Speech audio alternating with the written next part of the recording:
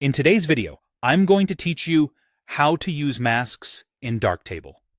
Masks in Darktable are a powerful way to target your edits to specific parts of an image. Before we begin, remember that Darktable doesn't handle layers or alpha channels like Photoshop or GIMP. It can't export a transparent PNG with a cutout subject by itself. If your end goal is true background removal, you'll still need to export a mask or finish the job in another app. That said, you can absolutely isolate a subject so the background is effectively hidden by your development edits, which is perfect for selective exposure, color, or contrast adjustments. You'll find all mask controls inside each editing module. Open a module such as Exposure, Color Balance, or Contrast Equalizer, and look along the bottom bar of that module. That's where the mask buttons live.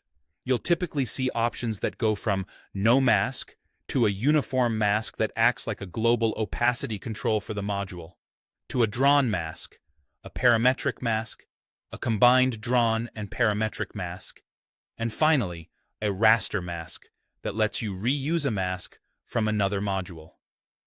Think of this row as your targeting toolset. It decides where your current module's effect applies. The simplest way to start is with drawn masks, which let you manually define the area. Click the drawn mask icon in your chosen module. Then pick a shape that suits the subject: circles and ellipses for round areas, a path for complex outlines, a brush for freehand painting, or a gradient when you need a smooth transition. Click and drag directly on the image to place and size the shape. As you draw, you're defining the region where that module's adjustment will take effect. Once your shape is in place, you can refine it visually.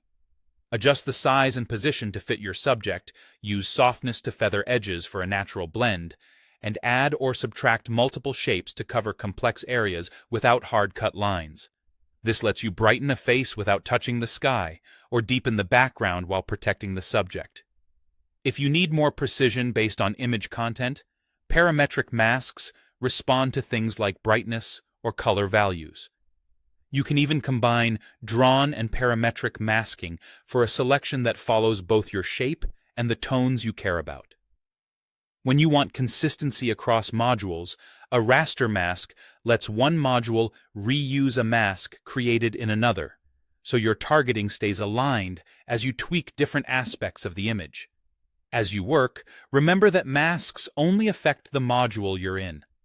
They're perfect for tailored edits, even if you plan to finish transparency work in a different app.